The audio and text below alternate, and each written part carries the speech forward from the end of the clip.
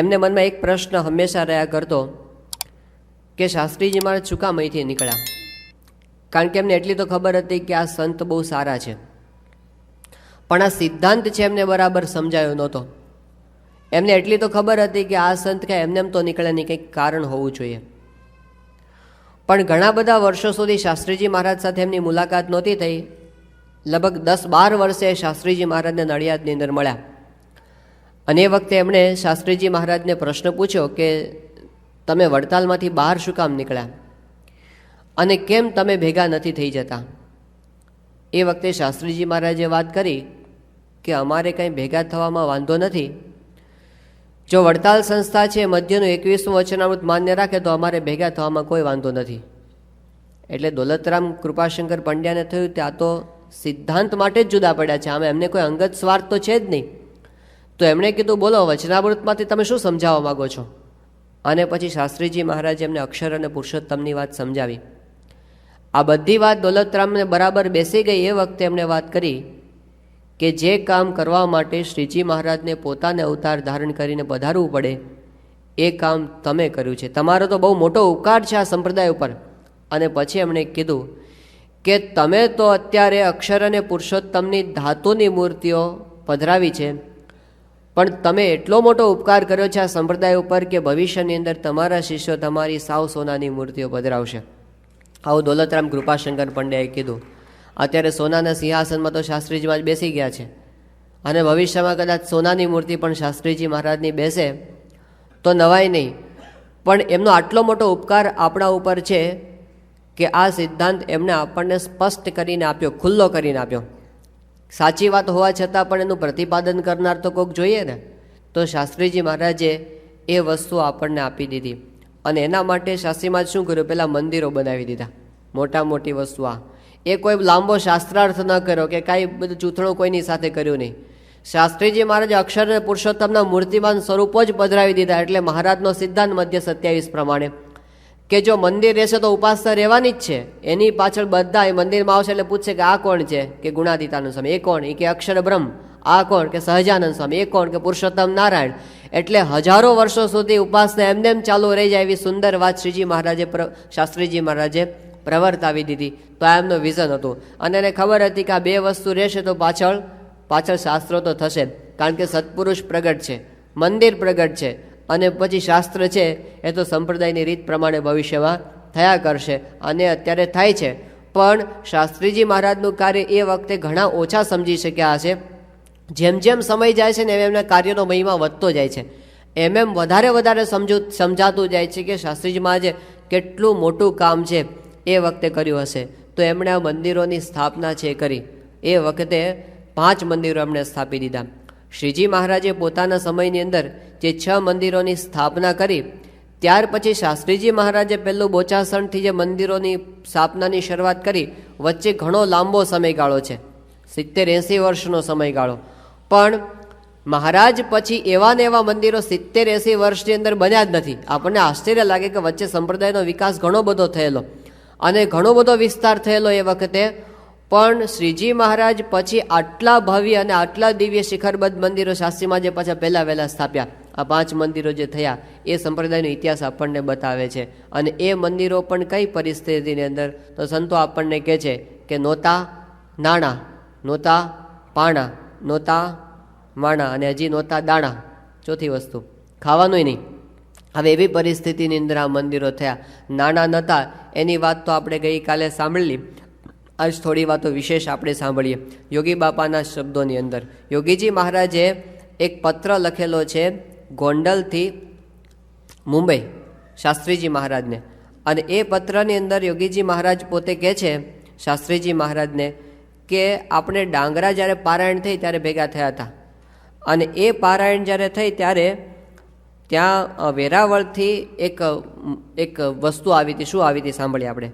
પૂજ્ય સ્વામી શાસ્ત્રીજી મહારાજ વિશેષ આપણે ડાંગરે પારાયણ કરતા હતા ત્યારે વેરાવળથી ₹1.25ની ટિકિટ આવેલી, ટપાલ ટિકિટ. તે આપની જોડીમાં જો હોય તો તપાસ કરી જોશો ને હોય તો ઉપયોગમાં લેશો. ₹1ની ટિકિટ હતી તથા બીજી 4 આનાની હતી. તો કવર ભેગું બધા કવર સાથે જોડીમાં મૂક્યું હતું. ₹1ની ટિકિટ બીજી 4 આનાની ટિકિટ કવરમાં સાંધેલી છે, તો એ એંધાણી છે એમ અક્ષર સ્વરૂપદાસજી કહે છે.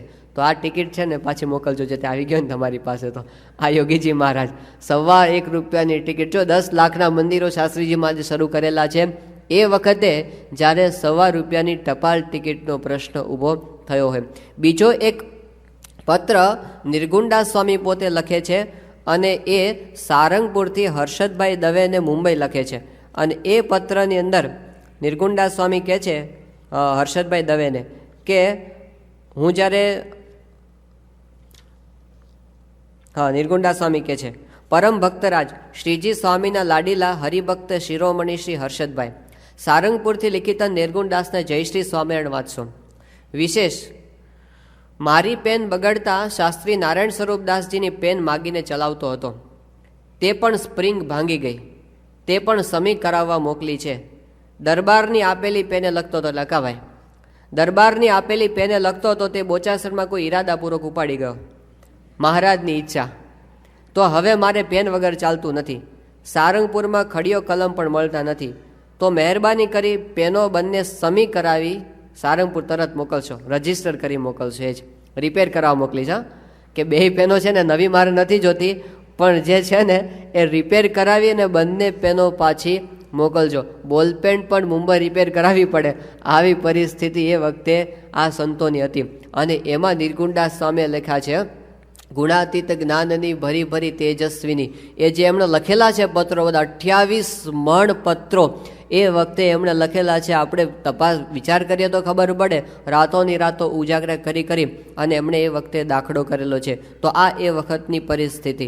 એક પત્રની અંદર યોગીજી મહારાજ એ પોતે વાત કરે છે.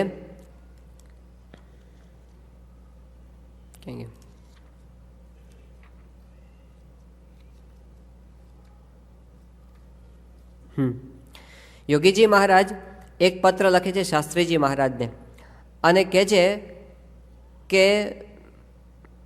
વિશેષ આપનો પત્ર બોચાસણથી તારીખ 2નો લખેલો મળેલ છે. આપની આજ્ઞાએ અમોએ ધૂન 2 આરતી વચ્ચે 21 માળા, શેના માટે ખબર છે? ધૂન 21 માળા દેવું વાળવાની પ્રાર્થના કરી હતી. અમે તો આપના બળે જજુમીએ છીએ. ₹95 આણંદથી આવ્યા છે. 45 ભુલજીભાઈના, 50 કરસનભાઈના તે પગારમાં ચૂકવ્યા. કાલે મેવાસા જવું પડશે. કોઠારી ઘણા જ મૂંઝાણા છે. વેપારી જીવ ખાય છે, માટે આપને દ્રષ્ટિ કરવાની છે. આ દેવું વાળ્યા પછી આનંદ થશે, માટે દયા કરશો.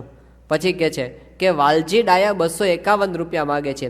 ઘીવાળો ₹100 માગે છે. ₹110 પથ્થરવાળો અત્રે આવ્યો હતો, એ પણ માગતો હતો. હવે બધા માગ જ કરે છે. આમાં યોગી બાપાની શું પરિસ્થિતિ થાય?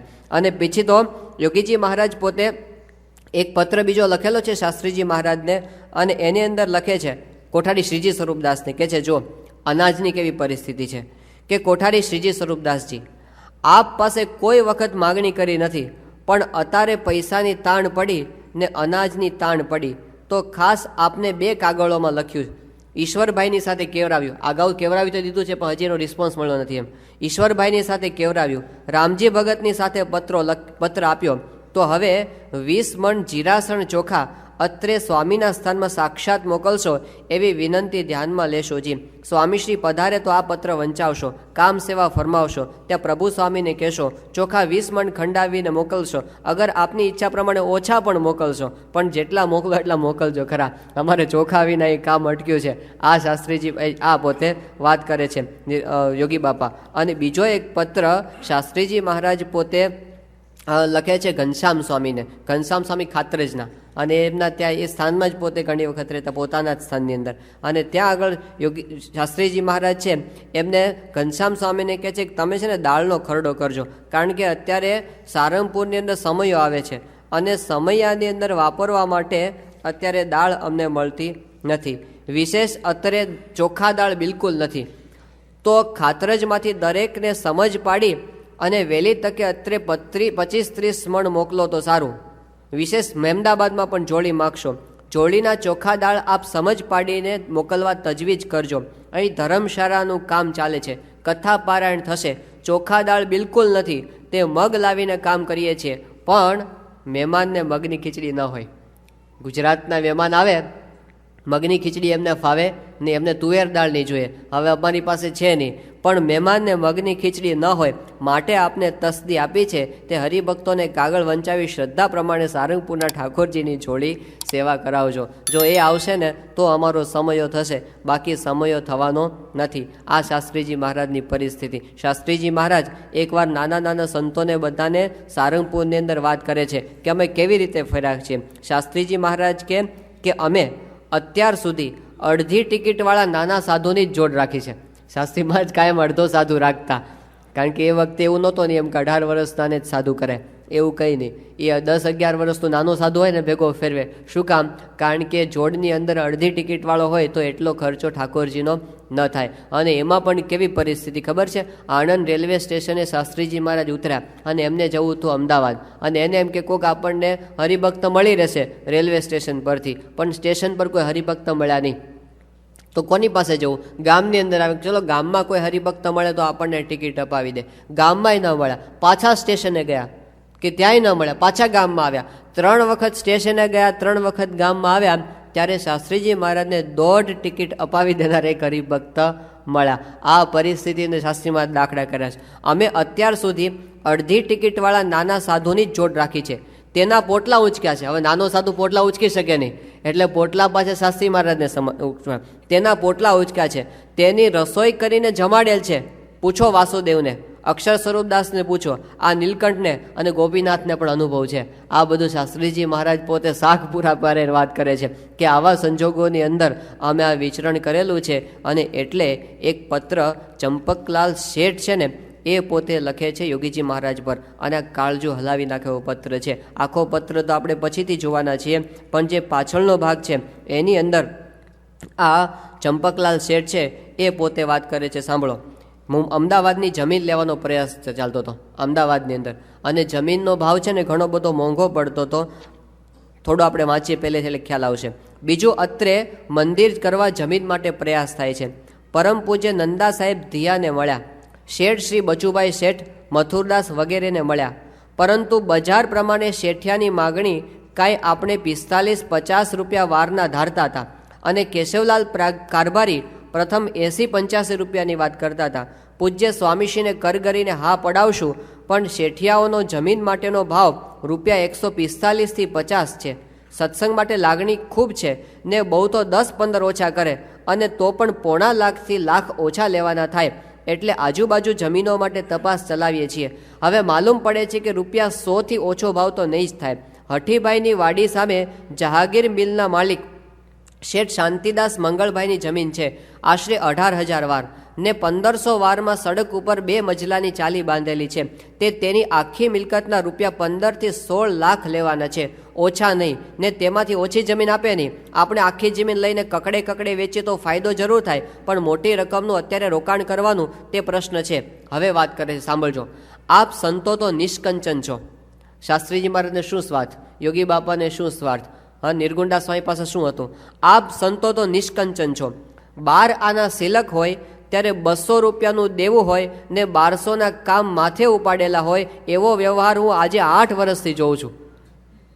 12 આના સિલકમાં હોય ત્યારે 200 રૂપિયાનું દેવું હોય, અને માથે કામ કેટલાનું હોય? 1200 રૂપિયાનું કામ માથે ઉપાડેલું હોય. આવો વ્યવહાર હું છેલ્લા 8 વર્ષથી જોતો આવું છું. અલબત્ત એ ખરું કે આમ હોવા છતાં પરમ કૃપાળુ શાસ્ત્રીજી મહારાજે લક્ષ્મીની ખોટ જણાવવા દીધી નથી. ગમે તેમ કરીને ભગવાનનું કામ ભગવાન કરે છે, પણ કટોકટી કેવી આમ હલાવી દે ને, ગમે એવો માણસ હોય એની ધીરજ છે એ ખૂટી જાય. પણ આ ચંપકલાલ શેઠનું પોતાનું ઓબ્ઝર્વેશન, અને એ વાત સાચી છે.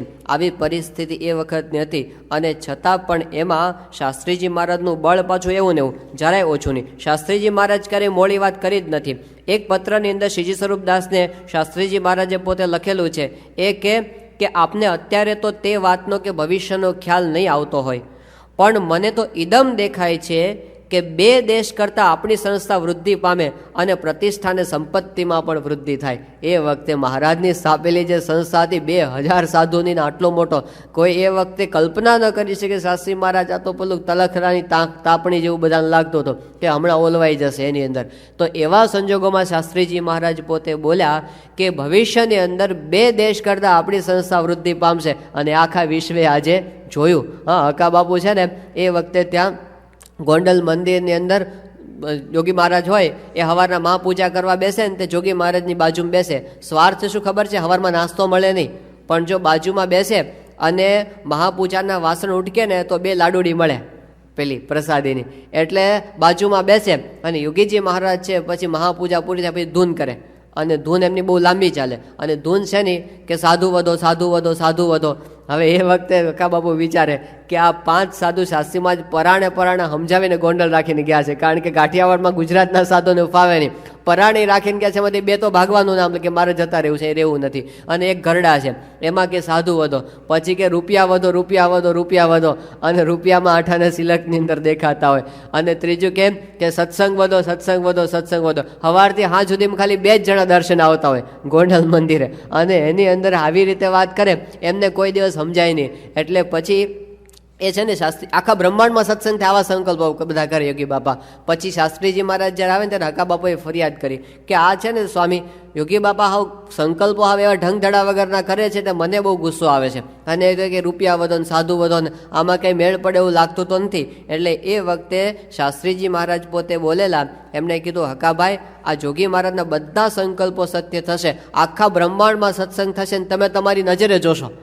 આવું હકા બાપુ એમણે કીધેલું. હવે અત્યારે હકા બાપુ કે બધા ધામમાં જતા રહ્યા ને મને કેમ ધામમાં લઈ જતા નથી? એટલે વિવેક સાગર સ્વામી કે હજી તમને બતાવવાનું છે આખા બ્રહ્માંડમાં સત્સંગ થાય ને એ બધું, એ જ્યાં સુધી નહીં થાય ને ત્યાં સુધી તમને રાખશે અહીંયા આગળ. એટલે એ અકળાય પાછા કે મારા બધા મિત્રો છે એ જતા રહ્યા મને મૂકીને. પણ એ વસ્તુ હકીકત છે કે મોટા પુરુષના સંકલ્પો છે ક્યારે મિથ્યા થતા નથી. આવા સંજોગોની અંદર પણ એમના જે સંકલ્પો છે એ બધા શુભ સંકલ્પો અને વિરાટ સંકલ્પો બધા. યોગીજી મહારાજ પોતે એકવાર બીમાર હતા અને બીમારીની અંદર પોતે જે શાસ્ત્રીજી મહારાજને પત્ર લખે છે, જો એ કહે છે કે હું હજી છાશ પર છું, રાત્રે ઊંઘ ઓછી આવે છે, મરડો 5 વાર થાય છે, પણ હવે આજકાલમાં છાશને ચોખા જમવાના થશે, અશક્તિ ઘણી છે, માંડ માંડ ઉઠાય છે, શરીરમાં અશક્તિ છે, વારંવાર મરડો થાય છે, છાશ ઉપર જીવે છે, હજી ચોખા લેતા થયા નથી. એવા સંજોગોમાં કહે છે શાસ્ત્રી મહારાજ કે અહોહો આપની આ સ્થાનમાં પૂરણ કૃપા છે. હવે પૂનમના સમયમાં 5 મિનિટ ધૂન એકી સાથે સૌ સંતો હરિભક્તો કરે ને ચાંદીનું સિંહાસન સાક્ષાત સ્થાનમાં અક્ષર પુરુષોત્તમનું થાય, તે માટે ધૂન 5 મિનિટ કરવા માટે મારી વિનંતી છે. તો તાળી સાથે ધૂન કરાવજો. આ યોગી બાપા પોતે શાસ્ત્રીમાને કહે કે તમે ધૂન કરાવજો. આપણે ચાંદીનું સિંહાસન બીમારીમાં આપણને બીમારીમાં હાજા ક્યારે થઈ સિવાય કોઈ સંકલ્પ ના થાય બીજો, પણ એમને તો ભવ્ય સંકલ્પો બધા. એની અંદર પણ યોગી બાપાને ક્યારેય મોડી વાત નહીં. અને મોટામાં મોટી એ વખતની ખોટ હતી તો એક હતી એ હતી માણસોની ખોટ. કારણ કે આટલું મોટો વ્યવહાર શાસ્ત્રીજીમાં જે શરૂ કરેલો પણ પછી એ ચલાવે એવી રીતે સાધુ તો પાછા જોઈએ ને, એટલે સાધુ બહુ ઓછા અને એમાં પણ કેટલાક તો ઘરડા અને કેટલાક બીમાર. હવે એવી પરિસ્થિતિની અંદર સારંગપુરની અંદર જે હરિકૃષ્ણ સ્વામી હતા એ પોતે ત્યાંના કોઠારી હતા. એ કોઠારી છે ને થાકી ગયા બધું આ બધું કરીને કે આ તો મારાથી કાંઈ થાય. કારણ કે 3 પ્રવૃત્તિ, પોતાની કોઠારની પ્રવૃત્તિ તો ખરી પણ પાછું ને પૂજારીમાં જવું પડે, પાછું ને ભંડારીમાં જવું પડે. એટલે એમણે શાસ્ત્રીજી મહારાજને એક કાગળ લખ્યો અને કીધું કે હવે તમે કૃપા કરીને 2 સાધુ ગમે ત્યાંથી લાવો તો સારું, મારાથી બધે મોરચે લડી શકાતું નથી. એટલે એના જવાબની અંદર શાસ્ત્રીજી મહારાજ પોતે કહે છે કે સ્વસ્તિ શ્રી સારંગપુર મહાશુભ સ્થાને પરમ ભગવદીય સંત શિરોમણી હરિકૃષ્ણદાસજી પ્રત્યે બોચાસનથી લિખિતન શાસ્ત્રી યજ્ઞ પુરુષદાસજીના જય શ્રી નારાયણ વાંચશો. વિશેષ આપનું પત્તું સાધુ 2 નથી તે ખબરનું મળ્યું છે. અત્રેથી એકાદ સાધુની ગોઠવણ થાય એમ છે. બાકી ગોંડલથી બાલકૃષ્ણદાસને આપની મરજી હોય તો બોલાવી. હવે એ ઘરડા સાધુ બિચારા બેસી રહ્યા હશે, કોઈ કામ કરી શકે નહીં. એક જણને હું તેડીને ત્યાં આવીશ. આપ હરિકૃષ્ણદાસ સેવા કરેલા અનુભવી છો તો આપ હાલ સેવામાં મદદ કરશો. કોઠારનું કામ વહેલું મોડું કરશો પણ ઠાકોરજીની સેવાનું જરૂર કરશો. ગોંડલમાં બધાઓને તાવ આવ્યો છે, ને પગથિયાનું કામ પૂરું કરવાનું હતું. હરજીવનદાસ, ગોપીનાથદાસ, બાલકરસનદાસ રાત દી કારખાનાનું કામ કરતા હતા. તે વખતે મેં જાતે ભંડાર કર્યો હતો તે સર્વે જાણે છે. તો સેવા કરવામાં આપણી શોભા છે. દેહ તો કૃતજ્ઞ છે. જેટલી કમાણી દેહથી કરીએ તેટલો આપણને હાથ દે છે તે બુદ્ધિનું કામ છે. વિશેષમાં હું અન્નકૂટ પર ત્યાં આવવા ધારું છું. શાસ્ત્રીમાં જે સમજણનો પત્ર લખી દીધો કે દેહ તો કૃતજ્ઞ છે અને આપણે એની પાસેથી કામ લેવાનું જ હોય એટલે એવો વિચાર કરવો નહીં. અને એક પત્રની અંદર યોગીજી મહારાજ બહુ અદ્ભુત વાત લખે છે શાસ્ત્રીજી મહારાજને. એ કહે છે કે ગોંડલની અંદર તો હમણાં બહુ આનંદ છે. કેમ આનંદ છે કે રોજ સવારના પોરની અંદર એ કહે છે કે કથા વાર્તા થાય છે. અને વિશેષ કાલે 20 ક્યાં વાત કરી ગઈકાલે 20 સાધુ અહીં આગળ આવ્યા હતા. બરાબર. અને પછી કાલે જગજીવનદાસ આવ્યા છે, મણિલાલ રકનપુરના આવ્યા છે. અને કહે છે કે 20 હરિભક્તો તો રોજ હોય અને સમય જેવું અમારે રહે છે. કાલે દેવચડીના હરિભક્તો આવવાના છે. 20 હરિભક્તો આવે તો શું કહેવાય? રોજ સમયો અમારે. તો રોજ 20 હરિભક્તો આ મંદિરની અંદર આવે છે, ગોંડલના શિખરબદ્ધ મંદિરની અંદર. એટલે યોગી બાપા પોતે બહુ રાજી થતા હતા અને કહેતા હતા કે અમારે હમણાં તો અહીંયા આગળ સમય જેવું કાયમ રહે છે. એક હરિભક્ત એક પત્ર શાસ્ત્રીજીમાં જ બહુ ભારે લખે છે. હવે એમને ત્યાં આગળ જવાનું હતું ખાનદેશની અંદર, અને યોગી શાસ્ત્રીજીમાંની તબિયત છે એ સારી રહે નહીં. શાસ્ત્રીજી મહારાજનું આખું જીવન જ્યારે જોઈએ છે ત્યારે આપણને દેખાય છે કે દેહનો પીડો એમણે બહુ સહન કર્યો છે, સખત પીડો. અને એની અંદર આવી બીમારીઓ તો એમને પહેલેથી ભગતજી મહારાજના વખત એમની બીમારીઓ છે બધી ચાલુ થઈ ગઈ શરીરની અંદર, અને છતાં પણ પાછા પડ્યા નથી. શરીરની બીમારી છે ને માણસને ઢીલા કરી નાખે. આમ ગમે તેટલો ઉત્સાહ હોય પણ માંદો રહેતો હોય ને માણસ, એનો અડધો ઉત્સાહ એમાં ઓછો થઈ જાય.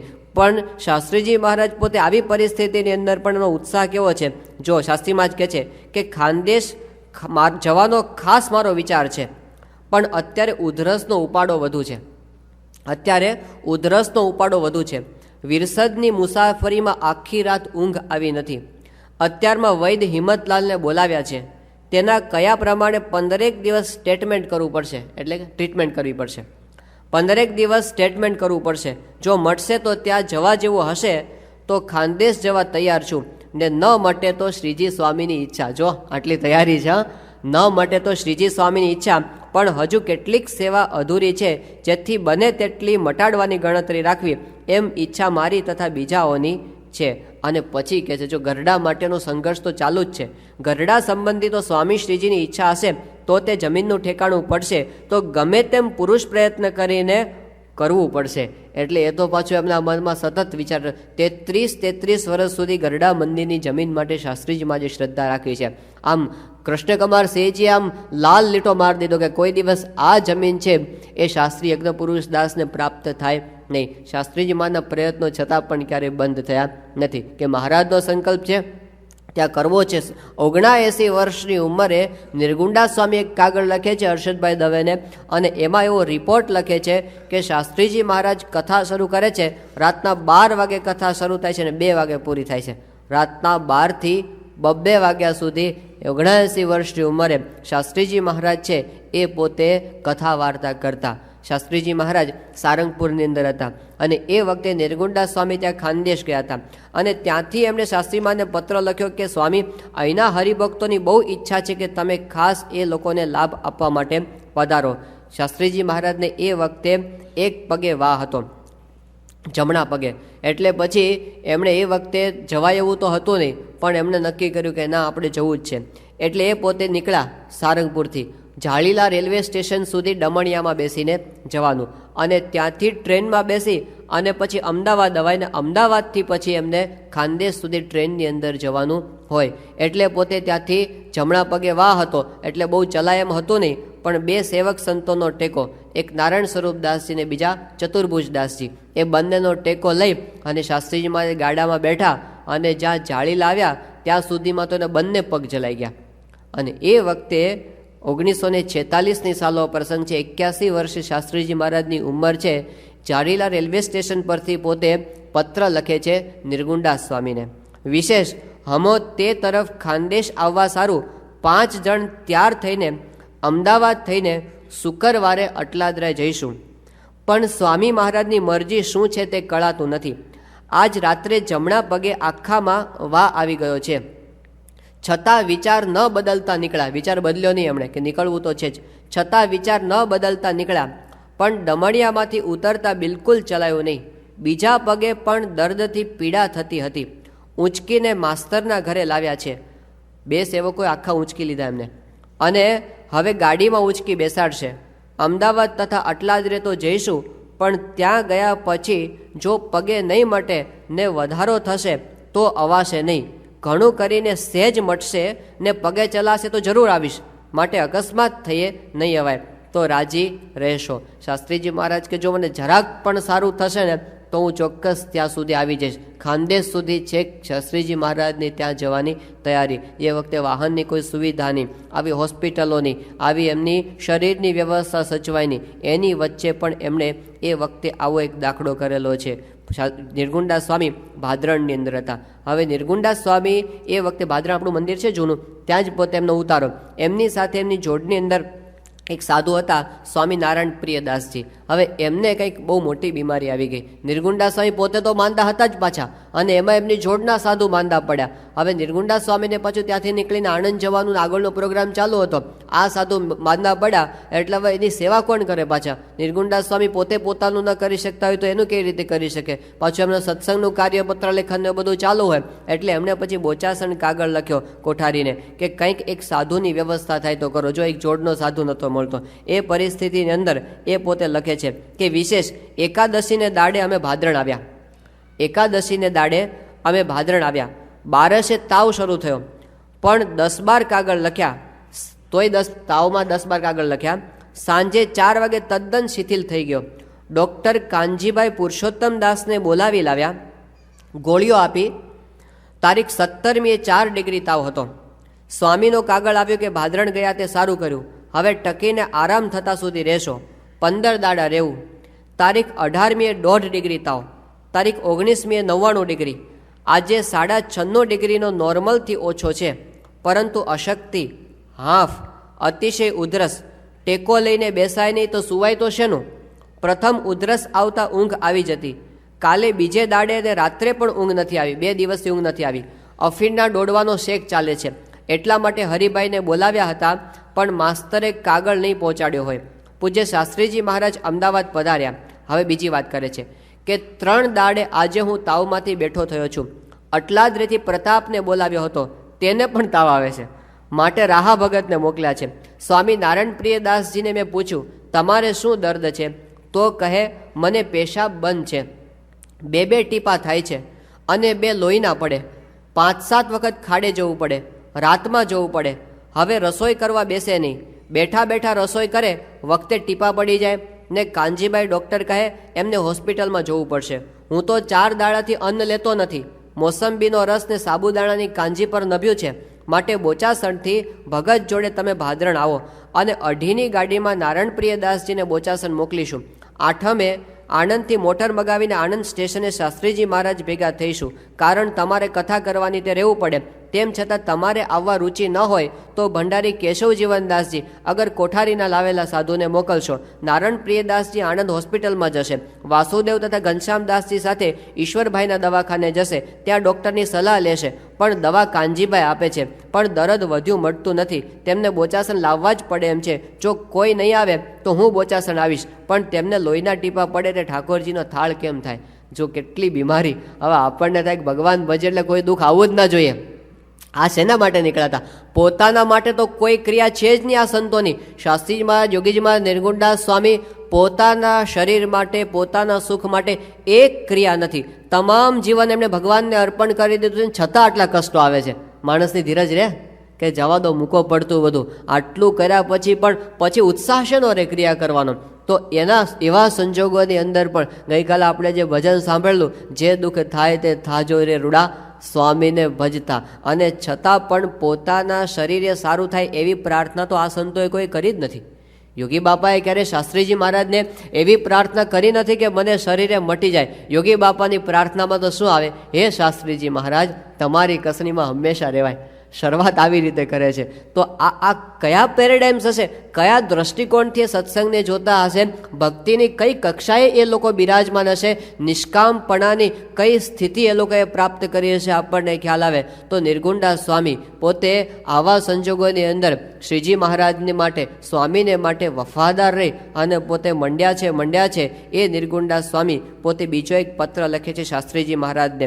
શાસ્ત્રીજી મહારાજને કહે છે કે આપે મને આજ્ઞા કરેલી કે વિરોજા તમારે મંદિરનું કામ ચાલતું હતું, એટલે એના માટે ત્યાં સૂચના આપવા માટે જવાનું હતું. પણ એની અંદર કેવું થયું કે પોતે ત્યાં ગયા તો ખરા, પણ વાહનની કોઈ એ વખતની વ્યવસ્થા નહીં, અને વાહન વગર કેવી ઉપાધિ થતી જો આપણે વાંચશું ત્યારે ખબર પડશે. નડિયાદથી તારીખ 25મીએ 12 હું મહા મુશ્કેલીએ માતર આવ્યો, તો તારાપુરની મોટરનું ઠેકાણું નહીં. મોટર એટલે શું? આપણી મોટરની બસ એસટીની બસ. તારાપુરની બસનું ઠેકાણું નહીં. 10 વાગે ખાનગી બસ આવી, પણ તારાપુર જતી બસને અકસ્માત થવાથી 2 માણસ મરી ગયા ને કોઈના હાથ પગ ભાંગ્યા. તેને લેવા બસ ગઈ, તે કોઈ પેસેન્જરને બેસવા દીધા નહીં. બેઠા હોત તો પુના જ પહોંચાત. લીંબાસી આગળ અકસ્માત થયો હતો, આખરે હેરાનગતિ થઈ, પગે મટ્યું નથી, 3 આંગળીને સોજો છે એમને પગે, નિર્ગુણદાસ સ્વામીને, છતાં ન ઉપાયે ચાલતા પોટલા ઊંચકીને ત્રાજ બપોરે 12 વાગે પહોંચ્યા. પછી મોતીબાઈએ વાહન માટે તજવીજ કરી, કાંઈ પત્તો લાગ્યો નહીં, મારાથી પગ મંડાય નહીં. એમણે પોતાની ઘોડી આપી, તે લઈને હું તથા કેશવદાસ પૂના જ ગયા. સાથે ત્રીજો માણસ હોય તો પોટલું ઉચકવા પણ લાગે, પણ કોઈ ત્રીજું સાથે હતું નહીં. 1 વાગે પહોંચ્યા ને ખીચડી ખરી અને જમીને 5 વાગે ડમણીયું જોડીને લીંબાસી ગયા. મણિભાઈ નડિયાદ ગયા હતા, ન મળ્યા. ટપાલનો કાગળો લઈ અને વિરોજા ગયા. હવે પછી વિરોજાજીને કેવી મુશ્કેલી થઈ એની તો આખી લાંબી કથા છે આગળ. પણ નિર્ગુણદાસ સ્વામી છે, શાસ્ત્રીજીમાં જ કીધું તમારે ત્યાં જવાનું છે, દુખતા પગે પોતે નીકળી ગયા કે એમણે કીધું એટલે જવાનું. બીજો એક પત્ર છે એ નિર્ગુણદાસ સ્વામી આફ્રિકાના હરિભક્તોને જૂનો રિપોર્ટ યાદ કરીને કહે છે કે વઢવાણની અંદર શાસ્ત્રીમાં જ પધારેલા અને વઢવાણથી પછી એમને મૂળી જવાનું હતું. એ વખતે શાસ્ત્રીજી મહારાજની સાથે યોગીજી મહારાજ હતા, નિર્ગુણદાસ સ્વામી હતા અને સનાતન સ્વામી હતા અને શાસ્ત્રી નારાયણ સ્વરૂપદાસજી પણ હતા. આ 5 સંતો અને એક યુવક હતો કિશોર, 14 વર્ષની ઉંમરનો, પ્રેમશંકર એનું નામ. એટલે એ બધા ત્યાં વઢવાણ ઉતર્યા અને વઢવાણ સ્ટેશનેથી પછી એમને મૂળી જવાનું હતું. તો મૂળી સ્ટેશને ઉતર્યા એ વખતે ગામના વરસાદ પુષ્કળ હતો, ચોમાસાનો વખત. હવે હરિભક્તને એવું કહી રાખેલું કે તમે એકો મોકલજો. એકો એટલે એક બળદવાળું બળદગાડું, એકો તમે લેવા માટે મોકલજો. પણ એ એકો છે ને કોઈ પણ કારણસર ત્યાં આવ્યો નહીં. એટલે પછી મૂંઝાયા. ત્યાં રાતનો સમય થઈ ગયો હતો. હવે પહોંચવું કેવી રીતે ગામની અંદર? એ વખતે ગમે તે એક ખેડૂત ત્યાં ફરતો હશે, એ મળી ગયો અને એને બહુ વિનંતી કરી કે તમારો એકો અમને આપો ને ગામમાં પહોંચવા માટે. એ વખતે શાસ્ત્રીજી મહારાજની ઉંમર 81 વર્ષની થઈ ચૂકી છે, ચાલતા ચાલતા તો ક્યાંથી પહોંચી શકે, પણ એમણે બહુ વિનંતી કરી ત્યારે પોતે માન્યો. એ કે પણ બધા ન બેસાડું, આટલા બધા ન બેસાડું. એટલે શાસ્ત્રીજી મહારાજ, નિર્ગુણદાસ સ્વામી, યોગીજી મહારાજ અને પેલો જે યુવક પ્રેમશંકર કિશોર, એ 4 જણ એને ડમાણિયામાં બેસાડ્યા. પ્રમુખ સ્વામી અને સનાતન સ્વામી સ્ટેશન પર રાત રોકાયા, કારણ કે સ્ટેશન પર મોકોડા બહુ હતા. એની કથા તો સ્વામી લાંબી કે છે પાછી, કે ક્યાંય બેસાય નહીં એટલા બધા મોકોડા. હવે આ 3 સંતો અને પેલો કિશોર એ બધા ડમણિયામાં બેસી અને રવાના થયા. રસ્તાની અંદર ભોગાવો નદી આવી અને વરસાદ એટલો બધો પડેલો તે એની અંદર ઢીચણથી ઉપર પાણી. હવે પેલો ડમણિયાવાળો કે બસ મારું ડમણિયું અહીંથી આગળ નહીં જાય, અને એ તો કે ત્યાં ઉતરી જ જાઓ. એટલે ત્યાં ઉતારી દીધા બધાને. હવે ક્યાં જવું?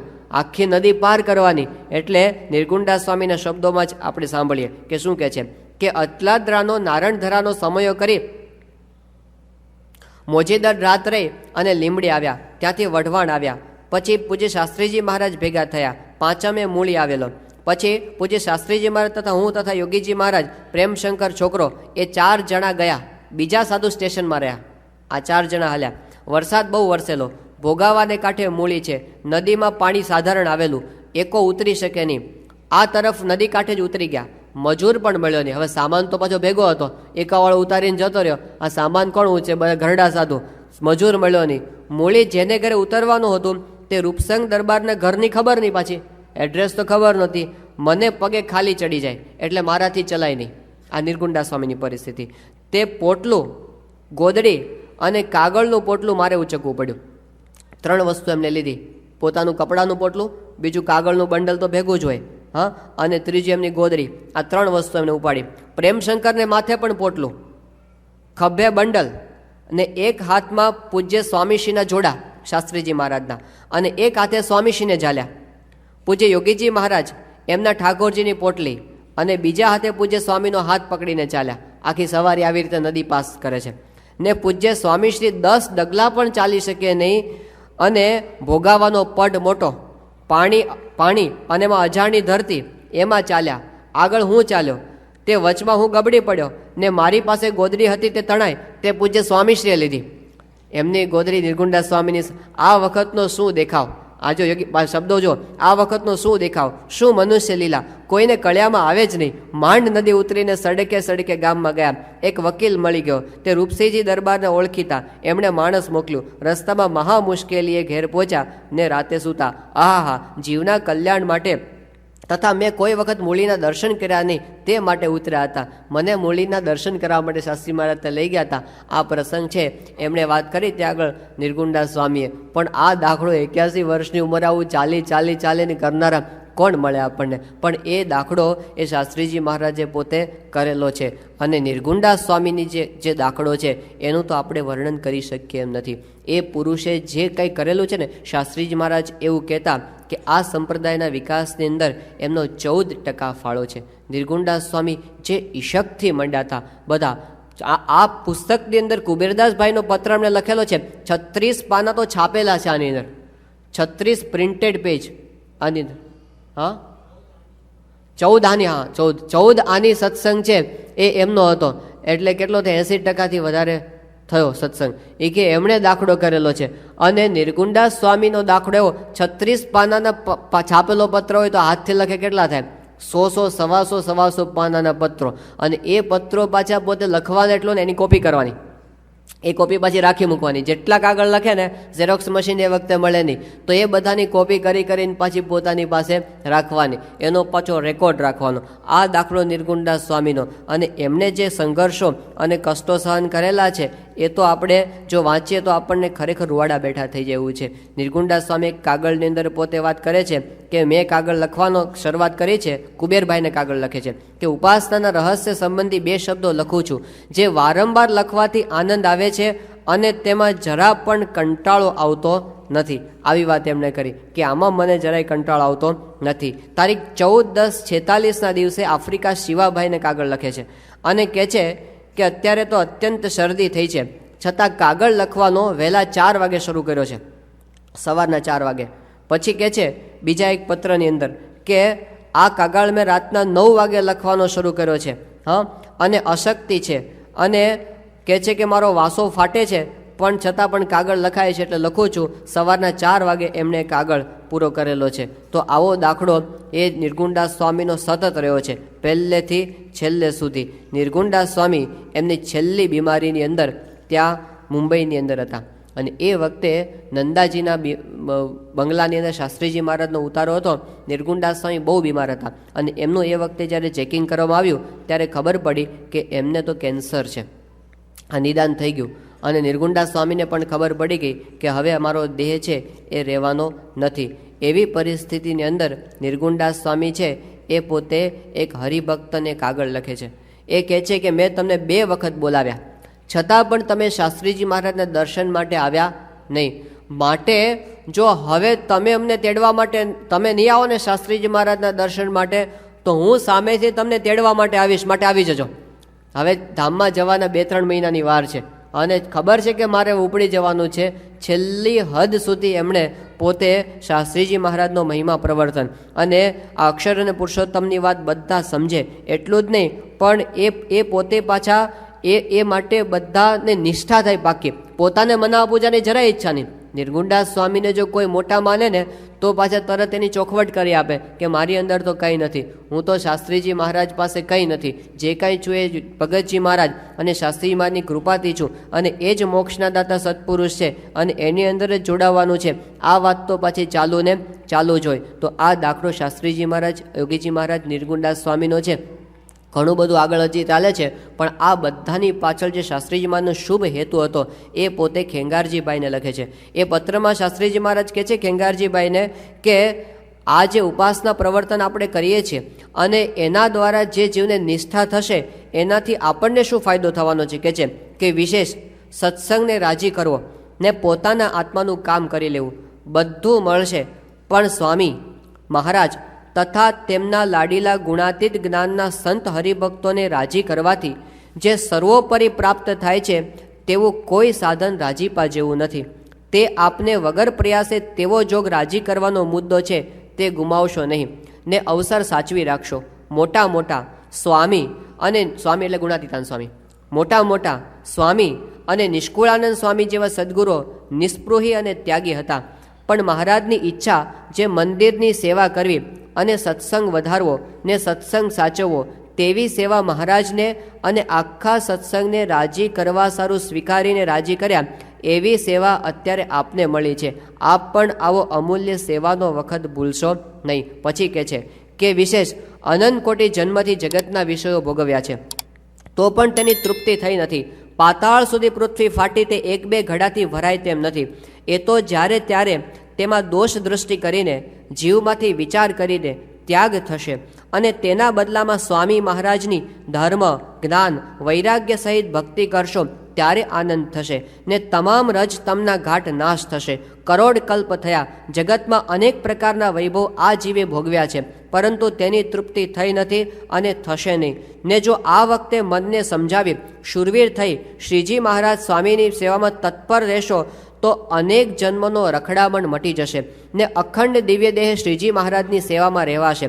કદાપી દેહાભિમાનને લીધે કાંઈ સહેજ સાજ આજ્ઞામાં મોળપ રહેશે તો પણ હજારો જીવ પ્રભુને માર્ગે ચાલશે ને ઉપાસના દ્રઢ કરીને સ્વામી શ્રીજીને ભજશે તેનું પુણ્ય કરોડ ગણું થશે. જેથી શ્રી સ્વામી આપને દેહના સ્વભાવ સામું ન જોતા અતિશય સેવાને રાજીપાથી ભ્રમરૂપ કરીને પોતાના ધામમાં લઈ જશે ને દુનિયામાં પ્રતિષ્ઠા અને આબરૂમાં વધારો થશે ને અંતઃકરણમાં સુખ રહેશે. એ જ શાસ્ત્રી યજ્ઞ પુરુષદાસજી આ ભાવના હતી કે તમે બધા આ જે કરશો ને હજારો જીવોના જે નિષ્ઠા થશે એનું જે ફળ છે અનન્ય છે. કદાચ દેહભાવ થોડો ઘણો રહી ગયો હશે એ મહારાજ સ્વામી ટાળી દેશે, પણ આ જે અભયદાન છે કે હજારોને નિષ્ઠા કરાવી એ કામ છે એ મોટું છે. આ શાસ્ત્રીજી મહારાજે કરેલું છે. શાસ્ત્રી મહારાજ આપણે ફરીવાર યાદ કરીએ કે જો વડતાલ રહ્યા હોત તો એમને બીજો કાંઈ વાંધો આવે એમ હતો નહીં, કારણ કે ત્યાં પોતે સુખી હતા અને પોતાને કોઈ પ્રકારની ઉપાધિ આવે એમ નહોતી. સદગુરુનું સ્થાન હતું અને આટલી બધી દોમ સાહેબીવાળી સંસ્થા હતી, પણ શાસ્ત્રીજી મહારાજને રૂવાડે અક્ષર પુરુષોત્તમ, લોહીના કણે કણમાં અક્ષર પુરુષોત્તમ, તો એમનો આ વિસ્તાર કરવા માટે પોતે ત્યાંથી નીકળ્યા. વડતાલ સંસ્થાના એક બહુ જ મોટા ટ્રસ્ટી હરિપ્રસાદ ચોકસી, હરિપ્રસાદ મંછારામ ચોકસી, અને પોતે એડવોકેટ હતા અને બહુ જ સાક્ષર પણ હતા, વિદ્વાન ખરા અને સાથે સાથે સંપ્રદાયના સિદ્ધાંતોને સમજનારા પણ ખરા. એમને શાસ્ત્રીજી મહારાજનો જ્યારે યોગ થયો, યોગીજી મહારાજનો યોગ થયો અને આ બધી વાત સમજાણી એ પછી એમણે પોતે એકવાર યોગીજી મહારાજને કાગળ લખેલો છે. આના શબ્દો આપણે વાંચવા જેવા છે. એ લખે છે કે આ વખત શાસ્ત્રીજી મહારાજના યોગમાં કથા વાર્તાનું ઘણું સુખ આવ્યું અને હૈયું ટાઢું પડ્યું. સંસારના ધીકતા અંગારા જેવા વ્યવહારમાં પ્રગટ પુરુષોત્તમનું 24 કલાક નિરંતર ભજન સ્મરણ કરે અને કરાવે એવા સંત મળે ત્યારે હૈયું ટાઢું પડે. તેમાં અક્ષરાતીત પુરુષોત્તમના પ્રતાપે શાંતિ વર્તે, ઘાટ સંકલ્પ બંધ થાય અને આત્માના તેજમાં શ્રીજીની પ્રગટ મૂર્તિનું ભજન થાય છે. અને પછી કહે છે કે જેમ તમે અમને સંભાળો છો તેમ અમે પણ તમને સંભાળીએ છીએ. ફક્ત દુઃખ એક જ થાય છે શ્રીજીએ સ્થાપેલ મર્યાદામાંથી તમારે બહાર નોખા રહેવું પડે છે. અને શ્રી લક્ષ્મીનારાયણ દેવના દેશના લક્ષાવધિ સત્સંગી જનને જે લાભ મળવો જોઈએ તે મળતો નથી. એ સ્થિતિ કોઈ પણ પ્રકારે સુધરે તો સુધારવી જોઈએ. આવી મહાન વ્યક્તિ, શાસ્ત્રીજી મહારાજ કહે છે, એવી એના માટે કહે છે કે આવી મહાન વ્યક્તિ તો વડતાલની સભામાં શોભે. એનું સ્થાન તો આચાર્યશ્રીના જમણે હાથે હોય. એ મહત પુરુષ શ્રી લક્ષ્મીનારાયણ દેવના દેશમાં અગ્રણી હોય. આ ભાવના મારા હૃદયને ઘણું મૂંઝવે છે. અક્ષર પુરુષોત્તમની ઉપાસના એ નવો પંથ નથી. એ વસ્તુ શ્રીજીની બાંધેલ મર્યાદાની બહારની નથી. એમાં પુરુષોત્તમની જ ઉપાસના છે. એ ઉપાસના ગૌણ કરીને અક્ષરની ઉપાસના યોજાઈ નથી વગેરેનું જાહેરમાં સમર્થન કરી પ્રતિપાદન કરવાની ઘણી જરૂર છે. આચાર્યશ્રી સાથે તથા વડતાલ દેશના અગ્રણી સંત હરિભક્તની સાથે ચર્ચાની પણ જરૂર છે. તો આટલા મોટા વિદ્વાન પુરુષો પણ આ માનતા હતા, પણ કોઈ પણ કારણોસર મહારાજની ઈચ્છાથી એ કાર્ય ન થયું. એમનું કંઈક વિશેષ સારી કરવાની ઈચ્છા હશે એટલે પછી સમાધાન છે એ થઈ શક્યું નહીં. પણ શાસ્ત્રીજી મહારાજે આવો શુદ્ધ ઉપાસનાનો જે માર્ગ પ્રવર્તાવ્યો અને એની અંદર એમને આવા સમર્થ પુરુષો એમની સાથે પ્રાપ્ત થયા. નિર્ગુણદાસ સ્વામીના જીવનની અંદર એક બહુ મોટી વિલક્ષણ પરિસ્થિતિ આપણને જોવા મળતી હોય તો એ છે કે શાસ્ત્રીજી મહારાજે પાછું એમને કાંઈ બહુ માન સન્માન આપેલું નથી. એ શાસ્ત્રીજી મહારાજની સાથે નિર્ગુણદાસ સ્વામી નીકળેલા છે તો ઘણી વખત તો નિર્ગુણદાસ સ્વામીને શાસ્ત્રીમાં અડધો જ કરી નાખે. હવે એ તો ગુરુભાઈ કહેવાય ને. નિર્ગુણદાસ સ્વામી કોના શિષ્ય હતા? એ તો ભગતજી મહારાજને શિષ્ય, શાસ્ત્રીજી મહારાજના ગુરુભાઈ કહેવાય. પણ એમને કોઈ દિવસ શાસ્ત્રીજી મહારાજની સાથે બરોબરીયાપણું કર્યું નથી. એમના પોતે દાસ થઈને પોતે વર્ત્યા. આટલી ખુમારી સત્સંગની અંદર આટલી એમની પ્રવૃત્તિ કરે છતાં પોતાનો હક દાવો એમણે કોઈ દાડો માંડ્યો નથી કે મારા માટે આટલું થવું છે. નિર્ગુણદાસ સ્વામી ભગતજી મહારાજ જેવો જ એમને શાસ્ત્રીજી મહારાજનો પોતે મહિમા સમજ્યા છે એ એમના પત્રોની અંદર દેખાય. એ પોતે એક પત્રની અંદર પોતે લખે છે આમને કુબેરભાઈને, એ કહે છે કે જે સત્પુરુષનો સંબંધ આપણે થયો છે એવા જે શાસ્ત્રીજી મહારાજ, તેમનો મારે 22 વર્ષથી પ્રસંગ છે. તે તમામ પ્રકારના ગુણ તથા સ્વભાવ, ઐશ્વર્ય, પ્રતાપ, વૃત્તાંતથી માહિતગાર છું. તો મારી બુદ્ધિ અનુસારે કહીશ. એમાં જો હું જરા વધારે ઘટાડી કહું તો મારું કોટિકલ્પે કલ્યાણ થાય નહીં. આ પ્રતીતિ સાથે પોતે વાત કરે છે કે હું તો પ્રથમથી જ રજોગુણી તમોગુણી પ્રકૃતિવાળો, બહાર દ્રષ્ટિવાળો ને કારભારમાં નવરો ન થાવ. પણ પ્રભુદાસના સંગે ભગતજી મહારાજ ઓળખાણા અને રંગડાની રેલ વળી તે અત્યારે આનંદના સમુદ્રમાં ઝૂલો છું. હું તો એક આનો પણ મહિમા સમજ્યો નથી. કારણ અધ્ધર વચન ઝીલનારા પુરુષોત્તમ ચરણદાસ મોટા, મણિભાઈ, આશાભાઈ, ઈશ્વરભાઈ, મોતીભાઈ, હિંમતલાલ તથા ધોંડુ માસ્તર જેવો મહિમા છે સમજે છે તેવો શાસ્ત્રીજી મહારાજનો મહિમા મને સમજાયો નથી. પછી કહે છે કે આ પત્ર સૌના નામથી લખી જણાવ્યો છે તો સૌ મંડળી એકત્ર થઈને વખત લાવી વાંચશો, કંટાળશો નહીં. આટલો દાખલો કરીને લખનાર બીજો પુરુષ નહીં મળે. પાછા પોતાની વાત કરે છે નિર્ગુણદાસ સ્વામી કે આટલો દાખલો તમારા માટે કોણ કરે. પછી કહે છે કે આ તો આ શાળામાં જ છે.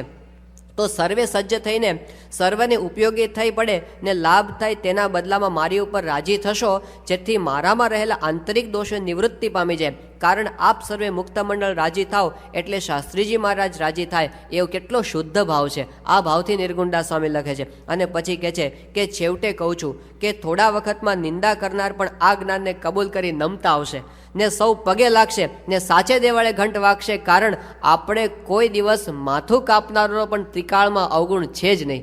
કેટલી શુદ્ધ ભાવના. આપણું માથું કાપી નાખે ને નિર્ગુણદાસ સ્વામી કે આપણેનો ત્રિકાળમાં અવગુણ નથી. તો શેના માટે કરતા હતા? સાચી વાત છે એને જગતને જણાવવા માટે. બીજો એના અંતરમાં કોઈ જ નહીં.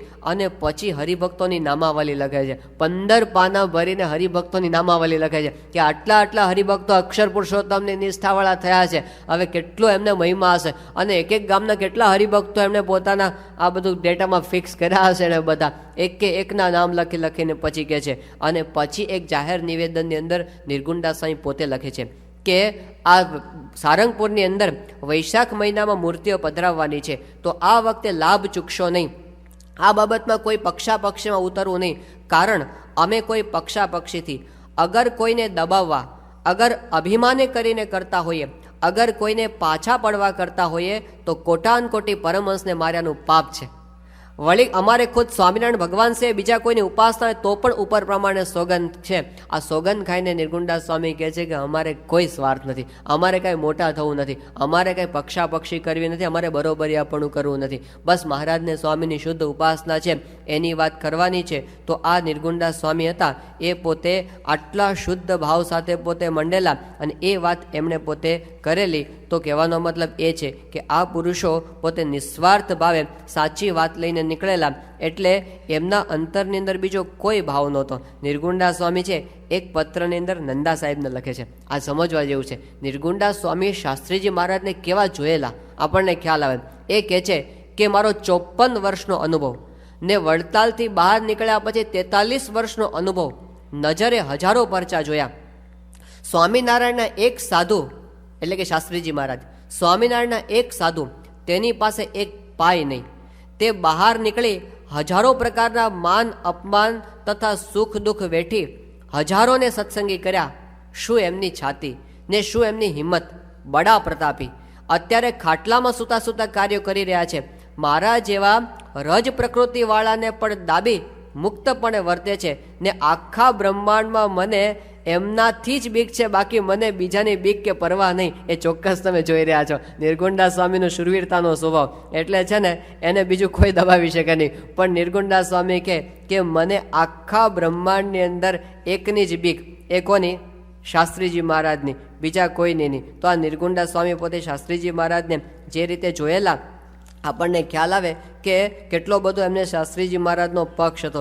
બીજા એક પત્રની અંદર વાત કરે છે કે આપે ગરડા માટે આટલી બધી ગોઠવણ કરી છે, તેમાં હવે આ નિર્ગુણદાસ સ્વામી છે ને, જો શાસ્ત્રીજી મહારાજે પોતે આ વિસ્તાર કર્યો ને, હવે એની અંદર જે છેલ્લું ગરડાનું મંદિર શરૂ કર્યું ને, એમાં તો એમને મૂંઝવણ થઈ ગઈ કે હવે આ 4 મંદિર હજી બધા અધૂરા છે.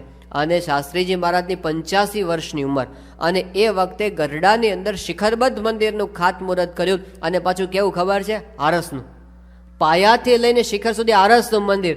હવે આટલું જો ને નિર્ગુણદાસ સ્વામી ધ્રુજી ગયા કે આ તો બહુ મોટું કર્યું, આ કેમ પૂરું થશે? એટલે એ પોતે આમ થયું કે આ બરાબર ન થયું, તો મનમાં થઈ ગયું કે આ બરાબર થયું લાગતું નથી. પણ છતાંય એમનો ભાવ જુઓ કે શાસ્ત્રીજી મહારાજને પાછું કહેવાય કેવી રીતે. એક પત્રમાં એમની નમ્રતા જોવા મળે છે કે આપે ગરડા આટલી બધી ગોઠવણ કરી છે, પછી કહે છે કે તેમાં આપ જે કરતા હશો તે ઠીક કરતા હશો, પણ આજે માણસની તંગાસ બહુ છે ને આપ છો ત્યાં સુધી કોઈ વાતની હરકત નથી, પણ પાછળની વ્યવસ્થા થવી મુશ્કેલ જણાય છે. માટે આપ સ્વામિનારાયણની પેઠે ત્રિકાળનું જાણો, તે જે કરતા હશો તે ઠીક કરતા હશો.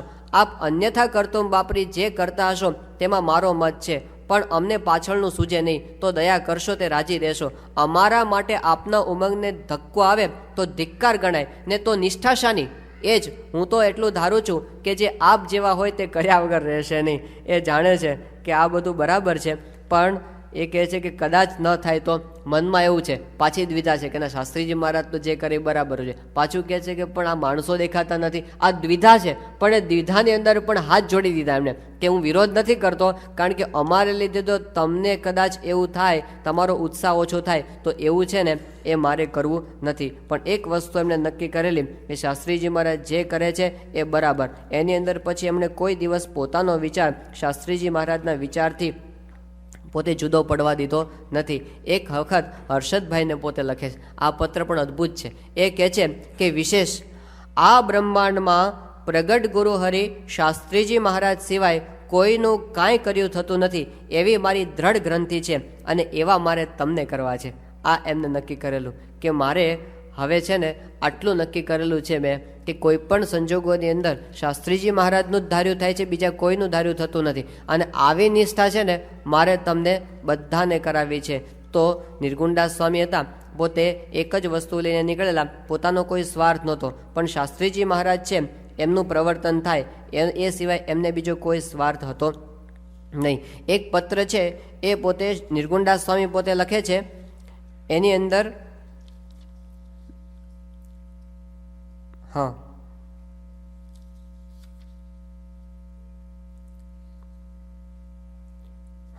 કુબેરભાઈ પર એ પત્ર લખે છે.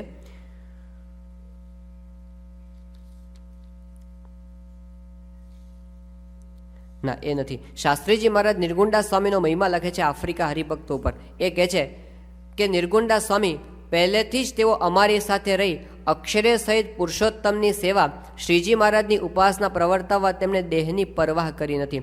અમારી સાથે દિનરાત વિચરણ કરી અસહ્ય દુઃખો સહન કરી હજારો શૂરવીર ભક્તો તૈયાર કર્યા છે.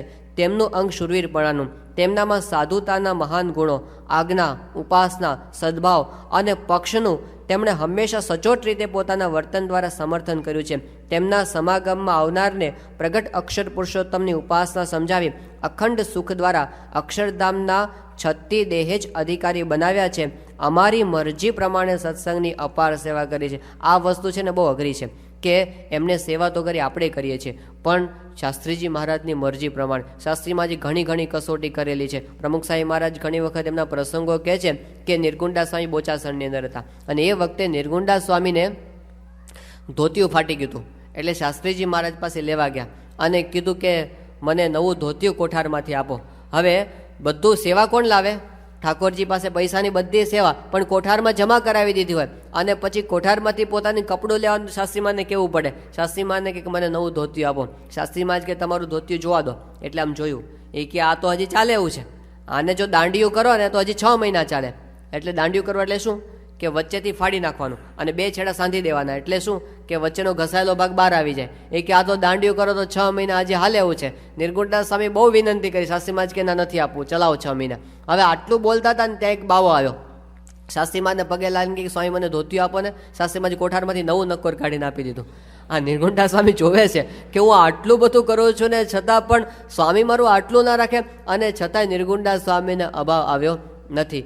ત્યાં સારંગપુરની અંદર અત્યારે સંત સ્વામીની રૂમ છે ને, ત્યાં નિર્ગુણદાસ સ્વામી પોતે ત્યાં બધું બેસતા, એનો અને પત્રલેખન ને બધો વ્યવહાર છે બધો ત્યાં રહેતો. હવે નિર્ગુણદાસ સ્વામીને વારંવાર લઘુ કરવા માટે નીચે ના આવવું પડે એટલા માટે ખૂણામાં એક ચોકડી કરી અને ઉપર પેલું પાણી રજૂ એમણે બનાવ્યું ત્યાં આગળ. હવે આ વાતની શાસ્ત્રીજી મહારાજને ખબર પડી. શાસ્ત્રીજી મહારાજે એમને બોલાવીને કીધું કે સાધુને આવું નોખું ન કરે, તોડી નાખો. તે તોડાવી નખાવ્યું શાસ્ત્રી મહારાજે એનું. એ કે સ્વામી પણ મારે આટલી જરૂર છે કે નહીં, જરૂર હોય કે ગમે તે આ કરવાનું નહીં. હવે આટલા મોટા સદગુરુ અને શાસ્ત્રીમાં જેનું આટલું હાલવા ન દે પાછા એનું, અને છતાં પણ એનો ઉત્સાહ મોળો ન પડે. આપણું ધાર્યું તો 2 વખત સત્સંગમાં તોડે ને પૂરું થઈ ગયું. ગમે તેવા કાર્યકર હોઈએ પણ આપણું જો ધાર્યું ન થાય ને તો પછી આપણને ઉત્સાહ ન રહે કે આપણા માટે આટલું નહીં, આપણી આટલી કિંમત નહીં, કદર નહીં કંઈ આગળ, અને કરીને છેલ્લો તો પાછું આપણને તો કોઈ આમ નથી જોતું. હવે આવી પરિસ્થિતિ જો વારંવાર થાય, નિર્ગુણદાસ સ્વામીને વારંવાર આવી રીતે તોડેલું છે અને છતાં શાસ્ત્રીજી મહારાજ પ્રત્યે નિષ્ઠા, ભક્તિ, સમર્પણ એની અંદર ફેરફાર થયો નથી. એ નિર્ગુણદાસ સ્વામીના જે વિશેષ પ્રસંગો છે એ યજ્ઞપુરુષદાસ આ પુસ્તકની અંદર ઘણા બધા વણાયેલા છે. એ બધા આપણે આવતીકાલના દિવસની અંદર જોઈશું. સયાન સ્વામી મહારાજ.